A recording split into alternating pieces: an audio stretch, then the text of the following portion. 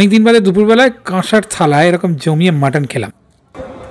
আজকের খাওয়া দাওয়া পর্ব একটা নেমন্তন্ন বাড়ি, যেটা দুপুরবেলা পেয়ে গেছি একটা জন্মদিনে। খুব ভালো লাগলো। কাঁসার থালায় পরিবেশনের সাথে সাথে যারা পরিবেশন করছিলেন সবাই বেশ ধুতি পাঞ্জানিতে সুন্দর গেটআপে ছিল। গিয়ে দেখলাম স্টার্টারে রয়েছে পনির পাকোড়া অ্যান্ড কোল্ড ড্রিঙ্কস। ওটা আমি ইগনোরই করে গেলাম। মেনু আজকে রয়েছে গন্ধরাজ লেবু, ভাত, শুক্তো, ভেজ ডাল, ঝুরি আলু ভাজা, ভেটকি পাতুরি, পনির পাতুরি অপশনাল রয়েছে, মটন কষা রয়েছে, সাথে কাতলা মাছ, ছানার কালিয়া, তিনটেই।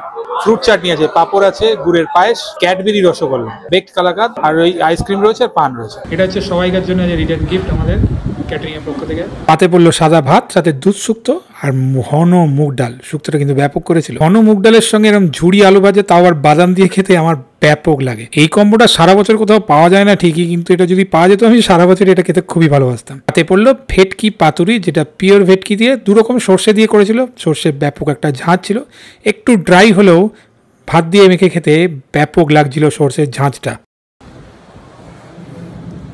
মাটনের কোয়ালিটি নিয়ে কিছু বলার নেই, যেমন সফট তেমন সুন্দর খেতে, খুব রিচ দেখতে, কিন্তু খেতে অতটাই লাইট। আমি আবার বাবু মাছে ভাতে বাঙালি, পাকা কাতলা মাছ দেখলে ছাড়তে মন করে না। যারা আমার ভিডিওস দেখো জানো আমি মাটনের থেকে বেশি প্রেফার করি কাতলা মাছ, এরকম পাকা বড় ধরনের একদম রসগোল্লার মতন সফট মাছ। মুখে ঢোকালে শুধু কাঁটাগুলোই বাইরে বেরোবে। পাতে পড়লো ফ্রুট চাটনি, যাতে আনারস, বেদানা আর আঙুর খুঁজে পেলাম। শীতকালের গুড়ের যে কোনো মিষ্টির আইটেম আমার খুব ভালো লাগে। এই গুড়ের পায়েসটা ভীষণ থিক আর হালকা মিষ্টি, দারুণ খেতে ছিল। অন্যান্য মিষ্টি খাবার টার্গেট না থাকলে এটা আর একটা নিতাম। পাতে পড়লো ফিউশন রসগোল্লা, মানে ক্যাডবেরি রসগোল্লা। এটা খেয়ে যা বুঝলাম রসগোল্লার অথেন্টিক টেস্টটাই এর থেকে বেশি বেটার। বেকড কালাকাঁদ, এটা একটু বেশি মিষ্টি, খুব বেশি মিষ্টি আমার অতটা ভালো লাগে না। শেষ পাতে কর্নেটো আইসক্রিম আর পান দিয়ে শেষ করলাম আজকের খাওয়া দাওয়া পর্ব। এই প্লেটটার আজকে কস্ট কত আর কতজনের কাজ হচ্ছে? 700 টাকা প্লেট, 300 জনের কাজ হচ্ছে। 300 জনের কাজ হচ্ছে। খুব দূরে হলে প্লেট ওয়াইজ কিন্তু ক্যারিং কস্টটা অ্যাড হয়ে যায়। আর বাকি ডিটেলস জানতে ক্যাটারিং ওনারকে ডাইরেক্টলি কল করে নিতে পারো।